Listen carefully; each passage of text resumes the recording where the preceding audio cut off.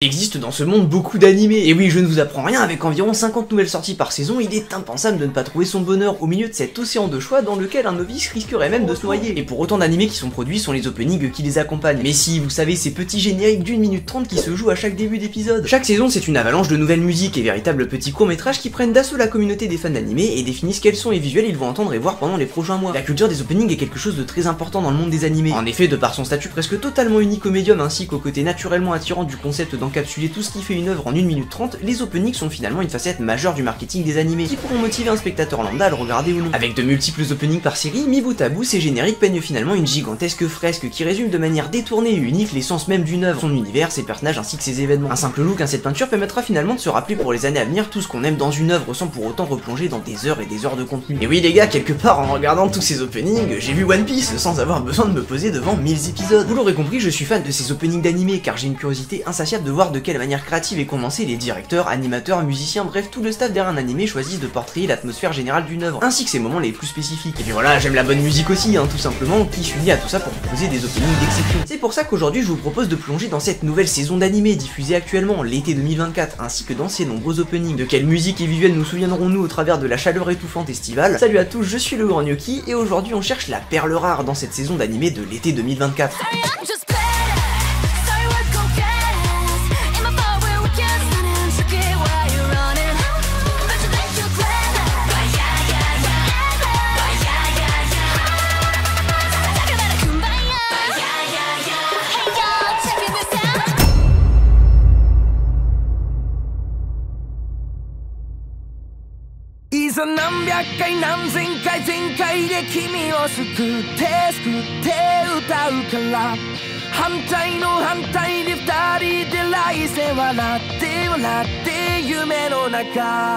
Ouvrons le rideau sur la scène des openings de cette saison avec le nouveau de My Hero Academia pour la deuxième partie de sa saison 7, Curtain Call par Yuri. Ouvrons le rideau, Curtain Call. Vous l'avez les gars, c'est les techniques. Après un précédent opening nommé Tagatame par TK, le chanteur légendaire du premier opening de Tokyo Ghoul qui présentait une musique puissante, une direction soignée ainsi que des séquences d'action aussi créatives qu'explosives, MHA continue avec son nouveau chapitre de donner une attention toute particulière à ces openings qui a pu manquer par le passé. En effet, depuis le début de la saison 6, l'anime fait de nouveau attention à ses génériques et tente même de changer leur style à l'image de ce qui a pu se faire récemment dans l'industrie, tels que les deux premiers openings de Jujutsu Kaisen réalisés par Shingo Yamashita par exemple, qui ont vraiment mis un nouveau standard dans le média. Les openings sont par conséquent désormais plus cinématographiques, avec une photographie particulièrement réfléchie, notamment au niveau de la lumière. Une qualité que ne partage pas l'anime en lui-même, et d'ailleurs, disons-le tout de suite, l'anime actuel n'a rien à voir avec ce qui est montré dans ces nouveaux openings, beaucoup moins soignés et sensationnels. Cela dit, essayer de pousser les openings de l'anime un pas plus loin est une bonne stratégie pour gagner l'intérêt des gens, ou en tout cas de proposer une musique et des visuels qu'ils reverront plusieurs fois afin de rester viral. C'est le rôle des openings après tout de manière générale de rendre l'anime plus grand qu'il ne l'est vraiment. Mais alors est-ce le cas de ce nouvel opening Curtain Call? Très franchement, oui, nous sommes là encore dans un opening qui n'a même pas l'air de venir de l'anime qu'on regarde toutes les semaines. À la direction on retrouve Haruka Ida, une animatrice récurrente de la série, ainsi que celle qui avait déjà dirigé les énigmes de la saison 6, ainsi que le premier de cette saison 7. Tout dans cet opening rappelle son style basé sur l'exploration des personnages, de leurs relations, ainsi que les motifs visuels pour les retranscrire. Sauf que cette fois tout est fait en plus grand, à l'image d'un générique rythmé et grandiloquent de shonen. Accompagné du filtre habituel cinématographique de l'animatrice et du travail sur la lumière qui le met particulièrement en valeur, l'opening explore la juxtaposition entre les vilains et les héros, le contraste entre Shigaraki et Izuku, ainsi que celui de leur mentor, All for One et All Might, puis enfin de tous les autres personnages de la série qui furent eux aussi influencés par les deux symboles du mal et du bien. Le concept souvent abordé par MHA des origines, et non pas celui de certains partis politiques dans notre pays, mais bien la source des motivations des personnages, est amené ici à la vie de la plus belle des manières. Que ce soit avec les simples plans sur les divers personnages qui se préparent à combattre sur fond noir et blanc de ce qui les anime et oppose, ou encore lorsqu'on revoit avec le moment de leur rencontre avec leurs disciples, ce que représente All for One et All Might de manière générale, la terreur et la domination pour l'un, l'inspiration et l'espoir pour l'autre. La musique accompagne parfaitement les visuels avec un sentiment de nostalgie aigre-doux, parfait pour la confrontation à venir. J'aime tout particulièrement la séquence avec All Might, où il lève le poing avec un banzai et où il sourit avec les paroles en fond qui se traduisent par « je veux juste continuer à sourire ». Jusque là, l'opening reste dans les cordes habituelles de Haruka Ida ceci dit, mais c'est bien au refrain qu'on ressent le côté tout est fait en plus grand dont j'ai parlé plus tôt. Car designer de MHA depuis les débuts de la série ainsi qu'animateur vétéran légendaire, Yoshihiko Umakoshi au poste de directeur de l'animation donne son trait esquissé comme base à respecter aux animateurs qui s'occupent des séquences explosives du pic de cet opening. Par-dessus la musique qui prend en vitesse et en intensité, nous sommes plongés dans les batailles exaltantes de cette guerre finale dans laquelle tout le monde a le droit à son moment pour briller, et pas juste le trio habituel de Deku, Bakugo et Shoto. Le pauvre Bakugo étant d'ailleurs relégué à un seul plan de fin dans l'OP,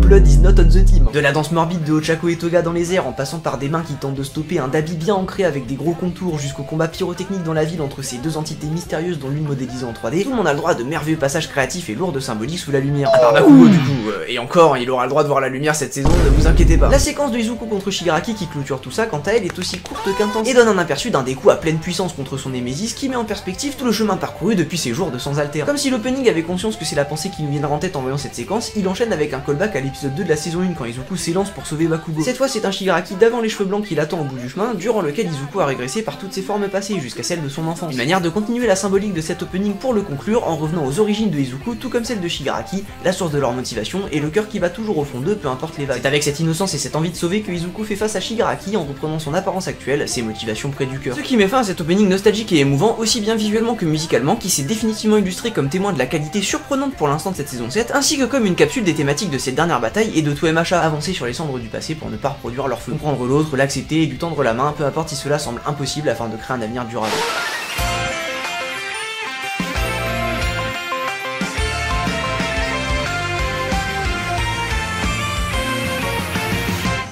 Mais allez, trêve de sérieux, après autant de bagarres et d'explosions, concentrons-nous sur l'autre fantaisie principale des hommes, les Olibar. Alia Sometimes Hide Her Feelings in Russian, Alia cache parfois ses sentiments en russe ou encore Tokidoki Bosoto Luciago de Deru Tonali no Alia-san est un animé de comédie romantique slice of life tranche de vie où un mec banal, typique, ordinaire quoi, se voit devenir comme par hasard la cible de la fille la plus populaire du lycée, blablabla, vous connaissez la chanson, sauf que cette fois la meuf parle en russe et le mec est le seul à la comprendre. Et sérieux, on frôle le niveau des isekai avec ces conneries à force, hein, c'est vraiment la même histoire en boucle avec un mais en fait, actuellement, la meuf est une harceleuse, porte la culotte et cette fois elle parle russe. L'autre spécificité de cet animé que nous avons déjà vu 40 fois est à l'exception du russe, ce qui je dois dire est un excellent timing, est aussi le fait qu'il est doté d'un opening d'exception. Le studio de Gakobo responsable de New Game ou encore Shikimori-san nous livre en effet ici un petit classique qui se compare en termes de qualité et d'atmosphère aux openings de ces deux titres, tout particulièrement au deuxième. En effet car l'opening de Shikimori-san et Alia-san partagent une directrice, Yao Nekotomi, directrice d'animé qui transforme grâce à un déluge de créativité et d'idées des scènes banales de vie quotidienne en séquences festives et oniriques. Avec sa musique One Ban Kagayaku Oshi interprétée par Sumire Uesaka, gracieuse et énergique bien qu'un poil classique, l'opening nous plonge dans la vie quotidienne des personnages sous tous les angles. Des moments privilégiés en passant par leur vie au lycée jusqu'à leur conflit intérieur, le storyboard de Xiao Nekotomi, à savoir l'ensemble des scènes et comment elles sont présentées, est absolument excellent et portrait ses idées de manière créative et surtout appropriée. De la caméra imaginaire toujours placée de manière inventive et audacieuse jusqu'à la lumière très travaillée, tout épouse avec élégance le volume des décors ainsi que les mouvements des personnages afin de donner à chaque scène la vie et l'atmosphère dont elle a besoin. Dans ces scènes, un déluge d'idées visuelles diverses et variées, des plans en première personne, du photoshoot frénétique, des vues en intérieur intimiste et finalement une scène de danse au refrain où les personnages perdent leurs ombres pour un style simplifié et lumineux sur un fond pastel onirique. J'adore quand les personnages dansent dans les openings et même de manière générale dans les animés. En témoignent mes deux vidéos dancing où je compile juste des animations de danse, alors vous pouvez imaginer que j'ai été conquis par cette séquence la première fois que je l'ai vue. Vers la fin, il y a aussi ce moment de dingue qui semble sortir d'un autre animé. Oubliez tout ce que vous croyez savoir sur ce qui a précédé, l'animé change totalement de style pour ces 10 prochaines secondes. Animé par Amoji, cette section est juste hors de ce monde et contraste avec le côté lisse des chara-design en temps normal. Ici, leurs traits sont beaucoup plus nombreux et réguliers, cela rend le tout plus détaillé et donne aux mouvements beaucoup plus d'intensité, notamment avec ce qu'on appelle des smears, une technique d'animation qui consiste à simuler un flou de mouvement, en bref déformer un élément afin de le faire bouger vite et traduire une action vive. C'est par exemple ce qui arrive lorsque notre protagoniste Kun tombe par terre dans la neige et qu'on observe des intervalles où ses contours sont totalement déformés. Figés, ces intervalles peuvent sembler bizarres mais mis en mouvement et donnent un impact de chute crédible et lourd. Le style de cette séquence fait mouche car le personnage est dans le blizzard, cela traduit donc de l'intensité caractéristique à ce genre d'environnement. En tout cas, le bouc se relève, aperçoit la rue, son petite fille et met un parapluie au-dessus de sa tête. Ce qui nous amène à la deuxième séquence de fou, toujours animée par Amoji, accompagnée cette fois par Onoka Yokoyama, où la rue c'est choc barre de baiser, ce qui fait changer la direction artistique de l'anime une fois de plus en des sortes de formes solides sans contour au look aquarelle. En mouvement, le rendu est extrêmement vivide et représente bien la forte émotion affichée par le personnage, ainsi que ce que le protagoniste signifie pour elle. Une note appropriée pour conclure un opening définitivement très gracieux et élégant. Je le disais, pour MHA, le rôle d'un opening c'est de rendre son animé plus grand que nature, et c'est exactement ce qui est fait là. Parce que même si ça a l'air incroyable là comme ça, laissez-moi vous ramener à la réalité. Derrière cette splendide couverture se trouve ça, ou encore ça. Et alors ce n'est pas pour me déplaire, hein, mais c'est tout de suite moins raffiné. Enfin en tout cas, nous le verrons par la suite, ce n'est pas la seule masterclass que le studio de Gakobo nous a cuisiné cette saison. Tiens mais c'est trop mignon cette petite danse là. Je suis choc barre de baiser. Alors je vous rassure, ce n'est pas ça la masterclass dont je parlais, hein. Non, ça c'est juste le nouvel animé de Wit Studio. Oui, ceux qui ont fait les 3 premières saisons de SNK. Ah, les temps changent mais pas leur 3D, hein. Alors c'est quoi le plot un peu de tout ça là? Donc cette meuf, la Torako, est une délinquante, elle ne veut pas que ça se sache, et cette autre meuf, Nokotan, qui est un cerf, arrive dans son lycée et sniffe les secrets de son passé. Nokotan est-elle un cerf, une fille, ou alors quelque chose entre les deux? Et ben, le plus surprenant dans tout ça, c'est finalement de découvrir que ce n'est pas un animé original que les exécutifs de chez Wit Studio auraient décidé après une nuit trop arrosée, mais bien un vrai manga, hein, qui existe déjà au préalable. Et mais l'auteur, il a pris de la drogue. Coucou. Regardez une ref à Dark Souls, You Deer, c'est marrant parce qu'en fait c'est comme le You Died, sauf que c'est Deer comme le cerf en fait, vous l'avez ou pas? C'est comme l'animal qui est la meuf dans l'anime en fait, le cerf. Bref, que dire, cet opening est d'un shitpost ambulant exactement comme l'animé et c'est plutôt bien marrant, surtout avec cette 3D qui souligne encore plus le décalage de la cohabitation entre waifu et cerf. Je vous recommanderais bien d'aller le regarder sur Crunchyroll si seulement eux aussi n'avaient pas fait du shitpost en traduisant l'épisode 1 par IA. Ah là là, sacré Crunchyroll, hein, bande de petits coquins. Alors comme ça on veut pas payer ses traducteurs, hein. Ah, vous pouvez toujours aller voir l'anime sur ADN, hein. Ils ont pas mal d'animés cette saison qui peuvent valoir un abonnement. Ou alors, bah voilà, hein, va falloir rentrer en mode Mr. Robot. Je pensais qu'on en avait fini avec Crunchyroll, mais en fait non, le Crunchyroll Gate n'en finit pas. En effet, laissez-moi vous présenter le Oppenheimer de la section commentaires du site, Tassogare Out of Focus. En effet, car lorsque les utilisateurs Crunchyroll ne supportent pas la vue de deux hommes homosexuels, ceux-ci partent à l'assaut pour review bomb l'anime sur le site. Ni une ni deux, Crunchyroll, outré par le QI moyen de ses utilisateurs, décide de prendre un raccourci de fou marocain et de tout simplement supprimer entièrement la section commentaires du site. Ah oui, je vous l'avais dit, celui-là il faut le prendre en 200cc. Enfin bon, entre les Jean-Michel Animation qui donnaient des informations que tout le monde connaissait comme si c'était des liqueurs en mode l'animé est prévu pour 12 épisodes, ceux qui feraient mieux d'aller consulter un psy plutôt que d'écrire leur vie chez les messieurs de chez Crunchyroll, ainsi que les apôtres du malaise qui écrivaient des commentaires tels que Nocturna Suki, quel bac à je fais, Yor, quel bakemono. Sans oublier bien sûr Gros Cochon qui nous dit avec sa pépé Sukuna Lemon and va à la cuisine, me dit que finalement je ne pardonnerai jamais à Crunchyroll. Où est-ce que je vais rire autant maintenant, hein? Et pourquoi, hein? Essayons un petit peu de voir où est le problème avec Stoppé. Oui bon, c'est un OP de romance normal quoi, où le chanteur est en mode ouh putain ouais, et les personnages prennent la pose sur des ciels bleus ou des couchers de soleil. Bon, il y a bien ce moment où il y a des refs à des films comme Vendredi 13, Retour vers le futur ou même Titanic qui est un peu marrant, mais sinon bah c'est un opening de romance quoi. L'œuvre en elle-même a l'air parfaitement normale dans son genre, à part que c'est une romance entre deux hommes bien sûr. Et ça, vu la gueule des utilisateurs Crunchyroll, finalement ça ne m'étonne pas que c'était trop pour leur cerveau. Et bah TLDR, en tout cas c'est dommage que ces individus n'étaient pas présents à l'époque de Wakanim. Ils auraient tous été stun comme si Gojo avait fait son extension du territoire à Shibuya, et toujours en rééducation à jour, ce qui les aurait finalement empêchés de taper sur leur clavier. Allez hop, on se réveille. À l'exact inverse des plans de films d'auteur ennuyants de Tassogare Out of Focus se trouve notre prochain opening qui semble tout droit sorti d'un carnet de dessin, celui de Too Many Losing Heroines, aussi connu sous le nom de Make Heroine ga Osugil. Et ouais, je suis japonais les gars. Lorsque Kazuhiko Nukumizu assiste au râteau de Hana Yamami, une fille populaire de sa classe, celui-ci se retrouve à jouer ses confidents un peu malgré lui. De fil en aiguille, cet élève bien loin des romances de l'adolescence va être impliqué dans les chagrins d'amour de plusieurs filles qui se sont faites rejeter par leur bien-aimé. Avec un postulat aussi drôle qu'un poil triste quand même, hein, Too Many Losing Heroines est un slice of life au dialogue irrévérencieux et à la réalisation ambitieuse que je recommande vivement cette saison. Et à l'image des couleurs chatoyantes et du travail de caméra audacieux que l'on retrouve dans le véritable animé réalisé par A1 Pictures, l'opening ne démérite pas. Comme si l'on venait d'ouvrir une canette de soda, cet opening nous rafraîchit et nous happe directement dans sa vie quotidienne en capsule, par-dessus laquelle on aurait gribouillé. En effet, que l'on parle de contours pour représenter la personnalité des personnages, de formes géométriques diverses et variées pour accompagner l'atmosphère des plans ou encore de petits dessins de manière générale, vos petits gribouillages de lycée envahissent 7 minutes 30 autant couleurs. Mieux que ça, les crédits sont à l'image de cette direction artistique très carnet de dessin et en conséquence directement intégrés à la composition des plans de manière naturelle. Et c'est simple, ils sont partout, ils glissent, pivotent, tournoient, rebondissent, ils prennent tellement de place que même les personnages doivent se faufiler entre eux. Le protagoniste interagit même directement avec lorsqu'il en remet en place vers le début de l'opening. Tout ça pose la question, est-ce qu'il sait qu'il est dans un générique d'animé? Accompagné d'un filtre qui accentue les contours et donne une sorte de côté saturé de chaleur estivale aux couleurs, l'esthétique de cet opening représente vraiment bien le côté fugace et vif de jeunesse et d'émotions fortes portrayées également dans le véritable animé. Dans cette même idée, le storyboard est lui aussi rempli de vie, à la limite de la surcharge telle une pile électrique qui représente finalement bien les adolescents qui évoluent dedans. Pour accompagner cette overdose d'énergie, la musique Suyoga le Girl par Bocchi Bolomalu et Mossa donne la patate comme une chanson d'encouragement envers ces adolescentes qui connaissent pour la première fois les peines de cœur. En bref, un excellent opening qui suit les traces de Aliasan dans le fait de rendre la vie de tous les jours palpitante et plus vraie que nature. C'est l'un de mes openings préférés de cette saison, tout comme l'animé qui est l'un des titres que je recommande le plus pour passer l'été. Ceci dit, il n'est pas en pole position.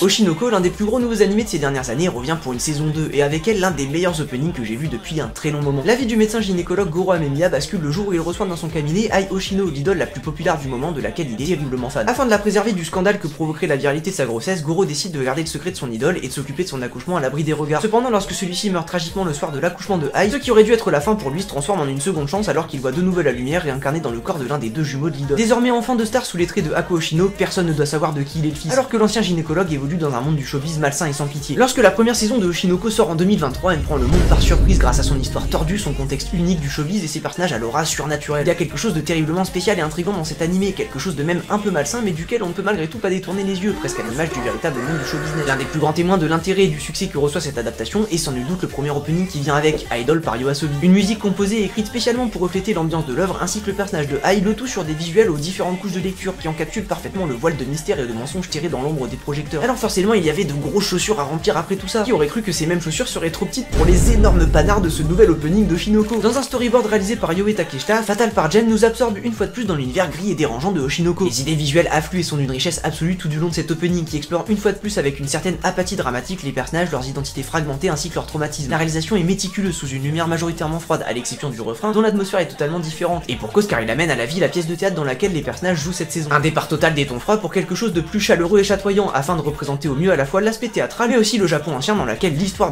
prend place. L'opening, que ce soit dans cette séquence ou même durant le reste de sa durée, joue avec le contraste entre la fiction et le réel. Dans l'introduction de l'opening par exemple, les personnages sont présentés dans la ville au ciel gris sous leurs véritables apparences, mais leurs actions et les différents plans représentent l'enjeu derrière leur participation à la pièce de théâtre. Kana et Akane se font face pour être la nouvelle actrice prodige et surpasser l'autre, Mel te souhaite prendre la comédie au sérieux et pas juste servir de beau visage, quant à Abiko et Yuriko, elles tiennent leur stylo presque toutes puissantes pour symboliser leur statut d'autrice et les changements que Abiko va faire à la pièce dans la saison au grand désarroi du reste du staff. L'apparition du logo de l'œuvre est finalement la jointure entre l'histoire et l'histoire dans l'histoire, alors que le rideau du plan de groupe avec tous les personnages s'ouvre en passant du ciel nuageux au crépuscule sur Aqua et Ruby qui montent des marches, des images de leur vie avec Ai défilant en fond. Dans ce théâtre du réel, les deux jumeaux sont encore les seuls à avoir des secrets à cacher, symbolisés par la séquence de tout début d'opening lorsque leurs vrais visages apparaissent brièvement, mais surtout par la fin de l'apparition du logo avec la scène où ils retirent leur visage de Aqua et Ruby pour révéler leur ancienne identité de Goro et Sarina. Pour continuer dans cet esprit, le plan suivant montre un couteau dans lequel se reflète un Aqua enfant qui pleure, Sarina devant des télés qui affichent Ai et pour finir Goro qui se métamorphose en Aqua. Au-delà de repréciser que ce storyboard est absolument excellent et fourmillant d'idées créatives du genre, la symbolique de ces plans est également lourde. Que ce soit le couteau pour Aqua ou encore les télés pour Sarina alias Ruby. La transformation de Goro en Aqua est quant à elle assez explicite, mais je l'adore quand même, surtout avec ce background en mode ADN. Jamais 203, la séquence dans le cinéma est également une étude des personnages, que ce soit leur psychologie, leur motivation, et une idée générale de pourquoi j'aime autant cet opening. A savoir qu'avec une idée simple et une séquence qui l'est tout autant, beaucoup est raconté. Pareil avec le premier opening au refrain où Ai danse sur scène, ce qui aurait pu être une simple séquence d'animation stylée du refrain, voyez Aqua se démener dans l'ombre des projecteurs de Ai, signifiant qu'il doit baigner dans ses mystères et ses secrets pour parvenir à ses objectifs. Ici dans le cinéma, autant est raconté si ce n'est plus. On voit Aqua, Ruby, Taichi, Miyako ainsi que le producteur de Ai coupé du plan qui regarde une séquence d'elle qui tient Ruby bébé dans ses bras. Alors déjà c'est juste du génie que le producteur soit coupé vu qu'il a disparu depuis longtemps dans l'animé et que c'est en direct lien avec les images montrées dans le cinéma, mais mis à part ça tout le monde est concerné par ces images. Cela les représente tous à un degré variable, raison pour laquelle il les regarde avec mélancolie alors que Ai apparaît sur scène. Tout le monde se met alors à agiter les fameux bâtons lumineux de concert, mais ici il représente autant l'amour que la tristesse des personnages. En parlant de tristesse, elle se poursuit dans la séquence suivante. Aqua et Ruby courent vers une porte dans laquelle Ai avance et qui mène vers la scène de ses concerts. Les jumeaux essayent de l'atteindre et se retransforment en enfants les larmes aux yeux alors que la porte disparaît juste avant qu'ils puissent y entrer. De retour au présent, leur traumatisme d'enfant ont forgé leur forme adulte, alors qu'Aqua se transforme en plongeant dans la pièce de théâtre. Atteindre cette porte qui lui a filé entre les doigts et tous ses secrets est la raison pour laquelle il joue dedans en premier lieu. Le refrain étant une magnifique manière de joindre dans une jolie boucle ce que je disais tout à l'heure. Dans la pièce de théâtre, les personnages jouent leur rôle et se battent les uns contre les autres, mais leurs objectifs bien réels dépassent les planches de la scène. L'opening adopte finalement une structure au refrain similaire à celle du précédent, Aqua qui essaye d'atteindre ses objectifs dans l'ombre des projecteurs, sauf que cette fois il est lui-même le sujet mis sous lumière. L'animation et la réalisation pour cette séquence, tout comme celle au refrain du premier, est exceptionnelle et prend avantage du côté théâtre avec les lumières qui suivent les personnages. Le trait est détaillé et fait sortir de l'écran les mouvements et expressions des personnages. C'est le cas durant tout cet opening, avec des dessins extrêmement fournis qui rendent le corps et les visages des personnages très tangibles. Une ambiance dérangeante est installée comme s'il y avait trop de détails. C'est le cas sur les cheveux par exemple, tout particulièrement détaillé dans tout l'anime au sens large, notamment ses séquences les plus malsaines, et qui est ici présent dans cet opening sur des plans tels que Aqua et Ruby adossés l'un à l'autre. Un témoin du sens du détail global qui est particulièrement mis en lumière par la séquence finale de ce refrain. Aqua qui fonce maquillée en Toki sur le protagoniste de la pièce. Sérieusement, il faut parler d'à quel point cette séquence est saisissante et astucieuse. Elle sert autant de pique à l'action de l'opening avec une animation absolument splendide par Saori Yagi, comme de rappel que tout ça n'est que poudre aux yeux avec le mouvement de caméra qui part du public jusqu'à la scène, en zoomant sur l'iconique œil en étoile des Hoshino avant de pivoter dans le dos de Aqua qui croise le fer avec Taiki. Malgré la folie de cette séquence et toutes les belles choses que j'ai déjà dites sur l'opening de manière générale, je pense que ma séquence préférée reste celle qui suit où les personnages se tiennent sur un mur gris qui projette des images d'événements passés et le cast apparaissant en rythme avec la musique. Je trouve l'idée une fois de plus excellente, elle est rythmique en plus de montrer efficacement tout le casting de personnages et leurs relations. Cela me donne aussi une bonne occasion pour parler de la musique qui accompagne parfaitement cette plongée dans le drame de Oshinoko. Tout comme dans le premier opening, il y a différents styles qui se ressemblent pour correspondre à chaque facette de l'œuvre. Les parties frénétiques et étouffées qui ressemblent à du rap sont brutes, un peu malsaines et rappellent la réalité du showbiz. La plus douce qui survient lors de la séquence du cinéma et juste avant le refrain appuie le côté émouvant et tragique de l'œuvre. Et pour finir, durant le refrain où prend place la pièce de théâtre, on peut entendre dans l'instrumental des sonorités d'instruments japonais pour accompagner son atmosphère. Un soin tout particulier est mis dans la musique, tout comme le premier opening où on sent qu'elle a été faite, composée et écrite spécialement pour l'occasion, car même les paroles correspondent parfaitement pour décrire Oshinoko et ses thématiques. Et pour cause, le groupe Jen composé de Kento Nakajima ainsi que de Tatsuya Kitani, le chanteur de l'opening 1 de la saison 2 de JJK, a été écrit spécialement pour l'occasion. Et quel duo de chanteurs fabuleux, ils interprètent merveilleusement la musique en modulant leur voix dans les aigus et les graves pour coller à l'instrumental. Fait intéressant, Jem, le nom donné au groupe, pourrait être le mot Gemini qui fait référence à la constellation des jumeaux sans i ou Ai en anglais.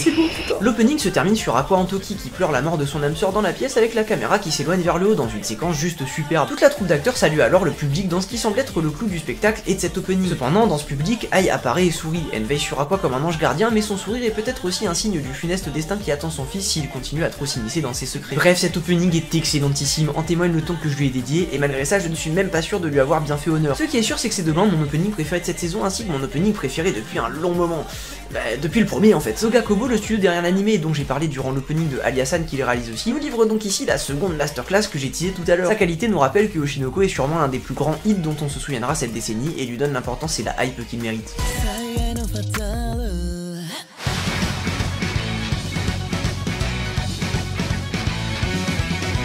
Un autre animé majeur de cette saison est The Elusive Samurai. Avec sa production de haute voltige et sa grande liberté artistique, cette histoire d'un samouraï qui doit fuir pour reprendre son shogunat est sans aucun doute l'un des animés d'ores déjà les plus remarquables de cette saison, réalisé par un studio qui l'est tout autant en Cloverworks. Pour suivre cette immense qualité, on retrouve à l'opening Dish qui nous ont coupé un sacré plat, j'ai pas raison la team. Un groupe qui a chanté sur My Hero Academia ou encore Gintama et qui interprète cette fois la musique Plan A, un opening de J-pop à la sauce Japon ancien. Par-dessus, les patterns japonais prennent vie dans un storyboard à la caméra plutôt fixe qui opte sur ses personnages, ses motifs et ses couleurs pour donner de la vie à ses plans. Et le pari est réussi, on croirait voir de véritables tapisseries en mouvement durant tout le couplet. C'est vers le refrain que la caméra recommence à bouger et souligne réellement à quel point le style de l'animé est immaculé, avec sa palette de couleurs simples et son trait relâché. On a le droit vers ce milieu de musique à une séquence plutôt classique, des personnages qui s'enchaînent et lancent leurs attaques, finalement sauvés de la banalité justement par ce trait si unique que j'ai décrit juste avant. L'animation est fluide et fantaisiste avec beaucoup d'effets qui rappellent le style webgen, à savoir celui de la génération d'animateurs qui viennent d'internet. Comprenez des formes plates et simples qui s'animent avec de l'expression et de l'impact dans ce qui représente vraiment la liberté caractéristique de cette vague d'animateurs. Une liberté visible également sur la séquence qui suit où notre samouraï fuyard tente d'échapper à un monstre. Le décor est animé, que ce soit le sol ainsi que la forêt tout autour, le tout d'une manière simplifiée totalement voulue qui permet de donner à cette poursuite le dynamisme qu'elle mérite. Tout particulièrement avec le monstre qui quant à lui est plutôt détaillé et animé avec expression, tout comme notre ami samouraï à côté duquel la différence d'échelle est mise en perspective et parfaitement maintenue. Une séquence en bref qui représente bien le contenu de l'animé, un style graphique qui n'a pas peur de se simplifier à l'excès jusqu'à presque retourner dans un style storyboard pour transmettre son impact et ses émotions. En bref, un très bon opening et une très bonne musique pour les derniers qui ne seraient pas encore convaincus d'aller checker cet anime. Enfin bon, assez de japonaiserie féodale, revenons un petit peu à l'ère actuelle, et pas des moindres car on va parler de YouTube les gars. En effet, le prochain opening est celui de Mayonaka Punch, un animé dans lequel un groupe de filles tente d'atteindre le million d'abonnés sur YouTube aidé de leur leaduse qui a des pouvoirs surnaturels de vampire ou je sais pas quoi. Celui-là est un peu une surprise et oui, voyez-vous, Mayonaka Punch n'est pas exactement l'animé le plus en vogue cette saison. Il traîne plus ou moins au fond du puits comme ce rôdeur dans la saison 2 de The Walking Dead et je m'improvise en Glenn pour aller le tirer à la surface. Non sans peur car en général, plus on descend dans les tréfonds des listes de popularité, moins les animes sont impressionnants en termes de production et donc moins les openings sont marquants aussi. Il y a des exceptions bien sûr, mais autant dire qu'au point où était Mayonaka Punch sur le site MyAnimeList, la tremblote s'emparait légèrement de mon corps. Et bien la blague est sur moi car l'exception c'est lui. L'opening de Mayonaka Punch est coloré et déjanté à l'image de ce à quoi ressemble le concept de faire des vidéos sur YouTube. Dès les premières secondes, j'ai été happé par ce petit timelapse en mode Breaking Bad et l'instru de la musique qui sonne comme si on avait laissé une boule rouler sur un xylophone. Je me suis dit ah tiens celui-là il est unique et il a du punch.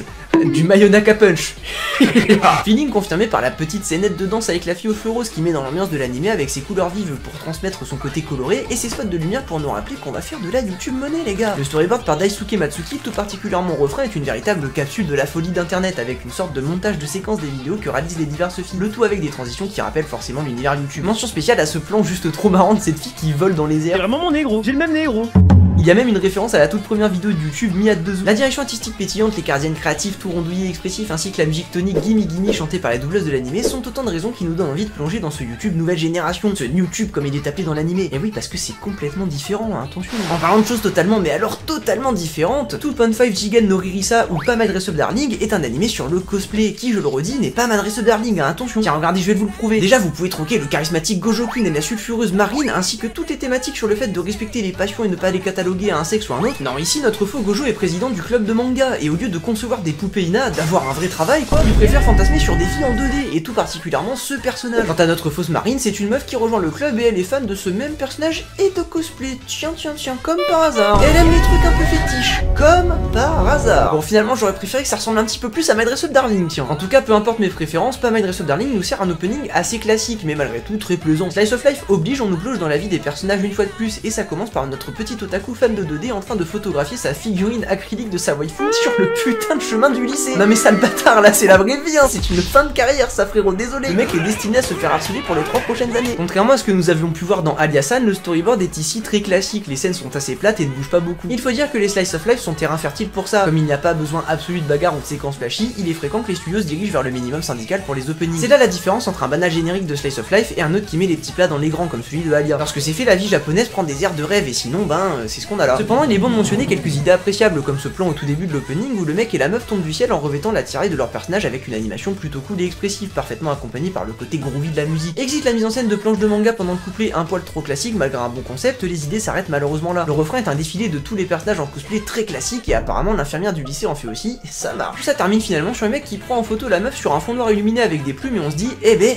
heureusement que la musique était là. Parce que la musique Shutter Chance par Mei-chan est, contrairement à ses visuels monotones, une véritable hymne à l'optimisme hyper groovy qui rappelle pas mal les musiques de Masayoshi Ueshi qui a fait des openings tels que Nozaki-kun, SSSS d'Ina Zenon, Hokkaido Girls Are Adorable ou encore Yusha Gashinda. Malgré un style similaire, pas de Masayoshi Ueshi donc, mais pour me consoler, un autre de mes artistes préférés fait un opening cette saison. Non, pas juste un de mes artistes préférés, mon artiste préféré, j'ose le dire, Monsieur Eve, le chanteur de l'opening 1 de Jujutsu Kaisen ou encore de l'opening 2 de la saison 6 de My Hero Academia, qui prête ici sa voix à Sweet Memory, l'opening de Shoshimin, How to Become Ordinary. Cette musique est une tendre balade mélancolique et aigre-douce comme seul Eve sait les amener à la vie avec sa voix aiguë et expressive. Pour accompagner ces notes, le storyboard réalisé par Keisuke Hiroe est intimiste, composé de plans rapprochés, étroits qui nous lient au personnage. La palette de couleurs pétillantes et la lumière qui brille dans tous les sens peignent une atmosphère splendide pour les scènes et projettent de l'ombre et du contraste sur le style graphique épuré, donnant de la profondeur au visage des personnages et à leurs émotions. Ma séquence préférée de cet opening est celle où les deux personnages sont sous un pont et font des ombres chinoises de loups, une séquence qui vaut 1000 mots pour les rapprocher. L'idée des loups revient d'ailleurs au refrain que j'aime aussi beaucoup et qui permet à l'opening d'éviter une énième séquence classique de personnages qui tombent dans les cieux. Et ouais, parce que cette fois ils deviennent des loups et tout. Waouh.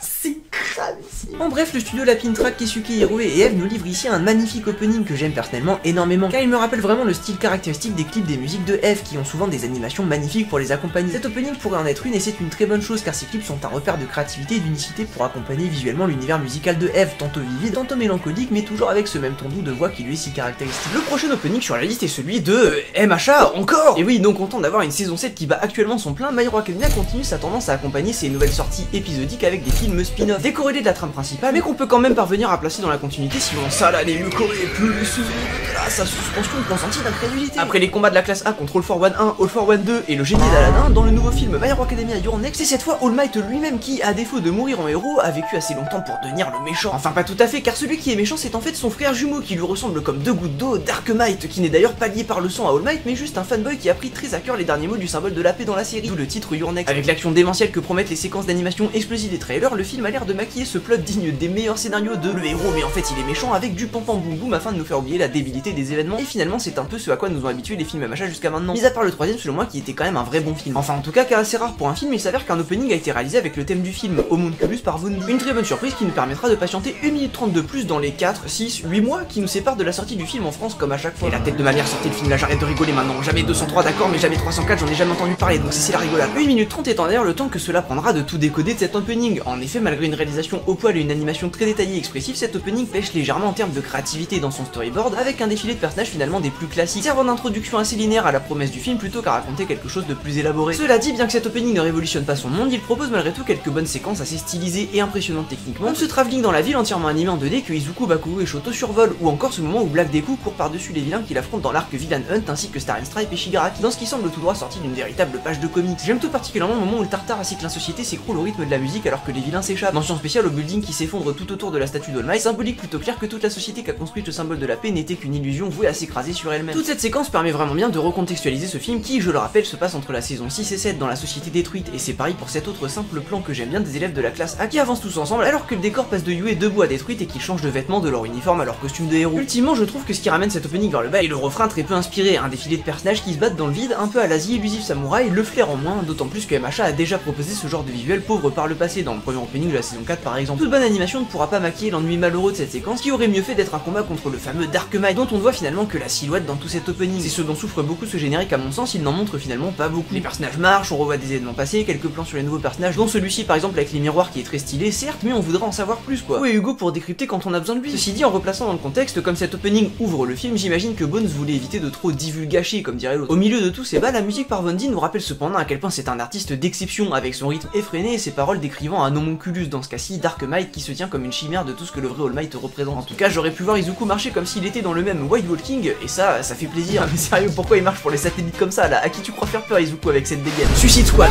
Alors oui, vous allez me dire, mais fait par un animé, et bah écoutez, ça c'était avant que les exécutifs de la Warner s'associent à Wit Studio qui, non contents d'être déjà très occupés par des serres, ont fait voir le jour à Suicide Squad.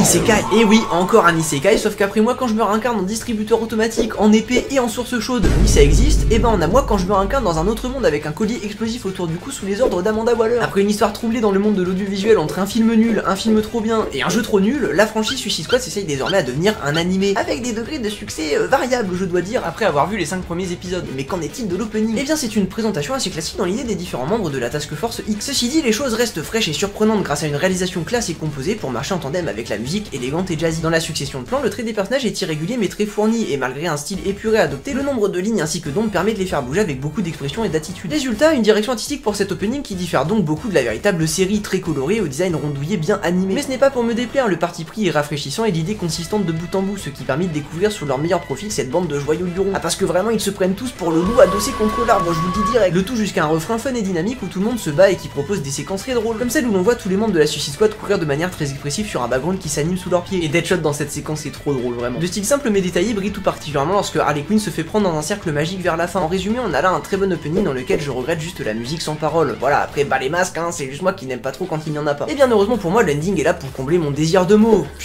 Et sachez que bien que nous n'en parlerons pas aujourd'hui puisque ce n'est pas le sujet, je le préfère largement à l'opening juste pour sa musique entraînante et stylée par Maury Calliope. Oui, la VTubeuse de Hololive. Un bilan positif de bout en bout donc, maintenant il n'y a plus qu'à savoir quoi faire réellement avec cet animé, hein. Allez, vous pouvez le faire, oui, il y a des signes d'amélioration en vrai dans les derniers. Restons dans le genre des isekai et allons cette fois payer une petite visite à Tempest, la nation de notre petit slime préféré, Limul. Moi quand je me réincarne en slime, l'isekai où un salaryman devenu slime bâtit sa civilisation de zéro tout en génocidant quelques pays entre 2-3 aventures colorées est toujours au top de sa forme avec une 3ème saison diffusée actuellement. Le premier opening de la saison, Peacekeeper par Stereotype Foundation, était une bonne addition aux openings déjà existants de la série, avec des plans soignés et une jolie lumière qui, assez ironiquement, dépeignait enfin pour de vrai les événements montrés dans le tout premier opening de la série avec le personnage de Hinata. Avec à la musique Stereotype Foundation, ou SDF, et pas une bonne abréviation, un groupe que j'adore et qui n'est pas étranger à Slime ayant déjà chanté l'ending 1 de la saison 2 ainsi qu'une insert song pour le film, ce premier opening m'avait plutôt ravi, et fort heureusement son successeur ne démérite pas, je pense même le préférer. En effet, comme pour revenir à l'esprit original de la série, joyeux optimiste, Renaisseur Serenette par Momohiro Clover Z est semblable à une pièce de théâtre dans laquelle la colorée civilisation de Limul prend vie, grâce aux occasionnelles apparitions de la 3D qui portraient un changement de décor en direct entre les actes. Accompagné par la musique très joyeuse, cet opening a des airs enfantins qui nous font baigner dans un certain réconfort. Loin derrière nous sont les événements traumatisants de la saison 2 où tout le monde se fait la guerre, non, ici les personnages vivent en harmonie les uns les autres et font la fête, et c'est cool. J'aime particulièrement le fait que quand la musique semble finie, elle reparte de plus belle dans un refrain final dans lequel on voit tout le monde se préparer à se battre dans un colisée. C'est Gladiator 2. La 3D dont je parlais avant sert ici à faire un plan de caméra super chouette sur les combattants qui ressemblent une fois de plus à des silhouettes en carton posées dans un décor grandeur nature grâce au contraste entre leur côté plat et la profondeur de la 3D qui donne cet aspect boîte à jouer au tout. L'opening se termine enfin sur une tapisserie avec une superbe illustration de Limul et tous ses généraux dans leurs costumes noirs qui prennent la pose joyeux, et putain je sais pas, vraiment cet opening il donne le sourire genre entre ces visuels tout mignons et la douce voix des filles de Momohiro Clover Z. Ça fait plaisir que ce slime au grand cœur soit toujours dans les parages, et en parlant de leader, parlons de l'un d'entre eux, légèrement plus tyrannique. 16 ans après la fin de son animé et 5 ans après sa résurrection impromptue, Lelouch et Code Geass font leur grand retour avec un nouvel épisode intitulé Rosé of the Recapture. Bon, j'ai dit que Lelouch revenait mais en fait non, à la place retrouvez Lelouch Junior en la personne du protagoniste Rosé qui est en fait secrètement une meuf qui ressemble encore plus à Lelouch. Et ce n'est pas tout car l'Empire de Britannia fait également son grand retour avec un préfixe néo qu'on lui a rajouté pour faire croire que c'était nouveau, et avec lui des milliers de fans d'animé qui vont pouvoir de nouveau dire alors moi en fait je déteste les mechas sauf Code Geass parce qu'en fait il y a une vraie histoire. Mais sale bâtard comme dans tous les animes de mecha. Et tout comme les choses ne changent finalement pas beaucoup dans ce Code Geass 2, l'opening est à l'image de ce qu'a pu proposer la série par le passé. Alors non pas ça, mais bien ça. En effet avec sa colorimétrie de couleur paint plus que douteuse, ses PNJ qui slide et une direction visuelle bien trop chargée qui nous rappelle les plus grands AMV de notre génération, ce nouvel opening de Code Geass est d'une tristesse visuelle qui nous fait presque nous demander si le premier opening n'était finalement qu'un heureux accident. La musique Running in My Head de Miyavi, chanteur musicien responsable du banger qui est l'opening de Kokoku,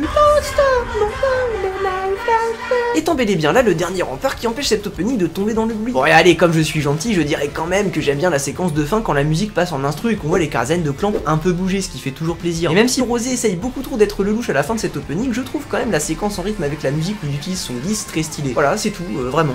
Merci pour la musique au moins j'imagine. Pour voir des personnages ciné Clamp un peu plus bouger, il va falloir se tourner du côté de la saison 2 de Cardfight Divine Z. Oui, vous m'avez bien entendu, cet animé où des adolescents jouent aux cartes a effectivement un opening bien mais alors bien plus stylé que Code JPEG avec ses slides que même moi je peux faire sur Vegas Pro. Dès les premières secondes, ne serait-ce que la pose des personnages ainsi que l'animation de la fabrique de leurs vêtements signe une fin de carrière totale pour monsieur ou madame du coup Lelouch Junior, et c'est pareil pour l'entièreté de l'OP. Pour un opening de card fight où l'on ne s'attend pas à grand chose, l'opening est très bien réalisé et storyboardé par Shoei Miyake avec des idées intéressantes de mise en scène et de lumière. Ça bouge bien, ça a de la gueule, et ce jusque dans le refrain où des mechas tatanent en 2D et plutôt très bien détaillé s'il vous plaît, le tout sur une musique électro entraînante et frénétique comme on les aime. Donc voilà, bah regardez Card Fight plutôt que Code Geass hein, j'imagine. Malgré le fait que ce soit le 50e de la série, ce sera peut-être toujours plus original que Neo Britannia. Une autre bonne surprise cette saison est l'opening de Sakuna of Rice and Ruins, à ne pas confondre avec Sukuna, pas la même ambiance les gars, pas du tout. Adaptation du jeu vidéo éponyme par PA-Works, le studio derrière Angel Beats ou encore le grand classique Fairygon très peu connu que je vous recommande, l'anime nous présente un opening coloré et joyeux. Malgré quelques faiblesses avec des plans un peu bouche-trou, le storyboard par Masaki Tachibana reste très vivant avec une généreuse et très bien mise en scène séquence d'action au refrain, le tout sur une musique vraiment excellente, arrêt par Iki Monogatari, le groupe qui a chanté l'OP3 Bluebird de Naruto Shippuden. Là encore pour un animé plutôt peu connu, je n'en attendais pas autant. Autre adaptation de jeu vidéo Nier Automata version 1.1a. Putain mais c'est la dernière version de Minecraft ou quoi là? Revient pour une deuxième saison. Après un premier opening par aimé, Escalade excellent musicalement mais qui pêchait peut-être par un visuel un poil trop original avec les personnages projetés sur un décor en 3D. C'est cette fois Lisa qui prend les rênes avec un opening un peu plus classique et c'est pour le mieux. Toujours dirigé avec des plans calmes et élégants baignant dans ces nuances de gris et de noir si uniques à Nier Automata, Black Box est une balade à la fois mélancolique mais aussi dans le plus pur style de Lisa, de la J-pop galvanisante et entraînante à l'image de l'opening 1 de SAO ou encore de Demon Slayer par exemple. Malgré un certain manque de punch durant son couplet et ce même avec de très jolis dessins et une mise en scène en fondu qui colle finalement à l'atmosphère douce de la musique, l'opening démarre pour de vrai aux alentours du refrain. C'est là que la musique prend en peps et qu'on voit réellement briller l'animation détaillée et la mise en scène impeccable, notamment avec ce plan de Nines juste avant le refrain qui se prend juste pour le gars de l'opening de Ergo Proxy, le tout avec une animation pour la fabrique de ses vêtements très détaillée, mais également avec la scène de combat contre A2 où la caméra semble faire absolument n'importe quoi et pourtant on comprend tout. L'espace restant très clair avec le décor en 3D et les personnages qui gardent leur consistance et leurs détails malgré les mouvements complexes. Après quelques plans magnifiques de plus comme 9S qui court au milieu des fleurs blanches pour atteindre Toubi, quelques plans sur les différents personnages et surtout de la grosse 3D qui se tape, l'opening se termine sur les deux androïdes qui se retrouvent dans une plaine verte dénotant beaucoup de la colorimétrie du reste de l'opening. Et pour cause, c'est un rêve car lorsque 9S atteint Toubi, elle disparaît. La box de Lisa est un très bon opening pour Nier Automata version 1.1.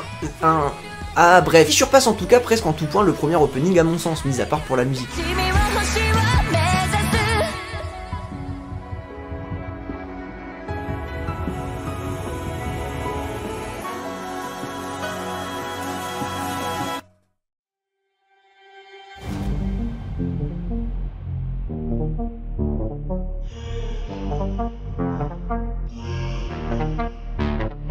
En parlant d'opening qui surpasse en tout point le premier, et pour clôturer cette vidéo, voici ma plus grande hot take de cette saison qui risque sûrement de faire grincer quelques dents. Tower of God Return of the Prince est la deuxième saison tant attendue depuis 4 ans de l'adaptation de l'un des webtoons les plus connus et appréciés, Tower of God. Atteignez le sommet de la tour et tout vous appartiendra. Voilà en gros la promesse de ce manhwa coréen dans lequel les personnages vont devoir progresser dans une immense tour aux environnements et écosystèmes variés, afin de voir tous leurs plus grands souhaits exaucés au sommet. L'opening 1 de Tower of God était top par Stray Kids, un groupe de K-pop très populaire dont la présence faisait complètement sens pour rappeler bien là que nous étions sur une œuvre coréenne malgré son adaptation japonaise. En effet, quoi de mieux que le style de musique le plus connu et reconnu de la Corée pour accompagner l'une de ses œuvres phares, qui signe en plus à l'époque le début des adaptations de webtoons en animé japonais, qui sont devenues monnaie courante depuis avec Solo Leveling par exemple. Cependant, malgré le fait que la musique soit un vrai banger qui représente bien l'ascension périlleuse dans la tour de Dieu, les visuels, bien que suivant cette idée lorsqu'ils étaient là, étaient entrecoupés par les crédits dans un résultat qui manquait à la fin cruellement du rythme et du punch dont la musique avait besoin. Pour le deuxième opening de Tower of God, ce n'est plus un groupe de K-pop qui s'occupe de la musique, mais un girls group japonais, tout de même formé par une agence sud-coréenne. C'est le titre Rise Up par les filles de Niziu qui va s'occuper une nouvelle fois de transmettre les difficultés et les péripéties agonisantes de l'ascension de la tour.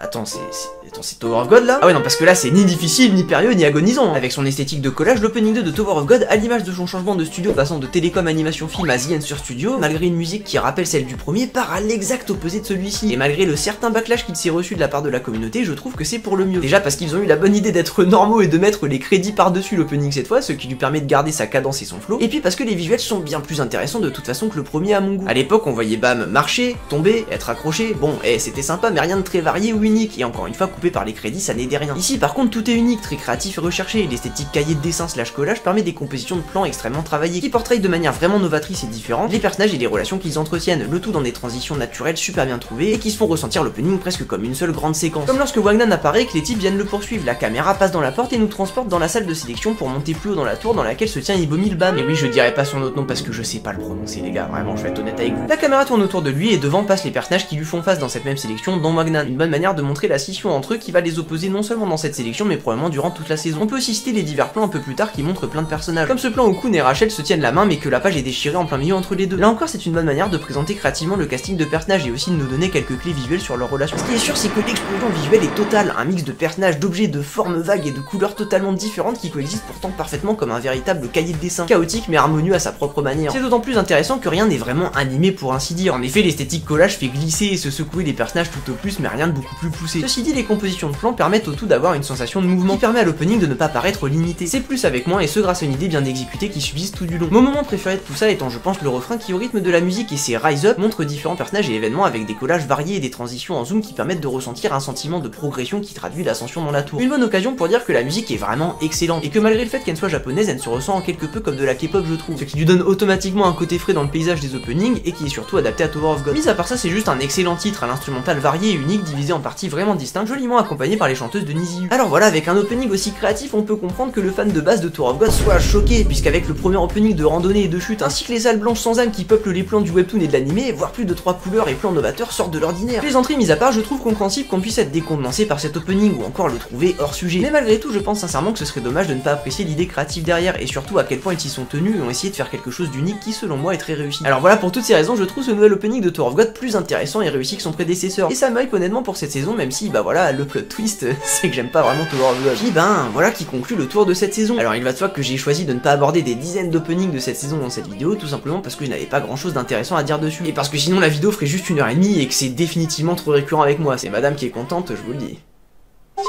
Ceci dit, j'ai quand même essayé de piocher aussi dans les animés moins en vogue cette saison afin de vous les faire découvrir eux et surtout leurs openings si je jugeais qu'ils étaient assez cool pour vous en parler. J'espère que cette vidéo vous a plu, c'était un petit peu expérimental tout ça parce que je suis un fan d'opening et d'animé mais je ne suis pas nécessairement un pro non plus pour en parler. J'ai essayé de m'intéresser beaucoup à des choses comme la direction, les storyboards, les artistes derrière, pareil pour les musiques mais comme je suis loin d'être un expert sur tous ces sujets, j'espère n'avoir pas été trop à côté de la plaque. Si ça vous plaît suffisamment et qu'il y a matière à faire dans les prochaines saisons, je serais ravi de refaire des vidéos comme celle-ci. Je vous remercie d'avoir regardé jusqu'au bout, si vous avez aimé, je vous invite à lâcher un petit like, un petit commentaire et à aller me suivre sur Twitter dans la description. Sur ce, je vous dis à très bientôt pour de nouvelles vidéos.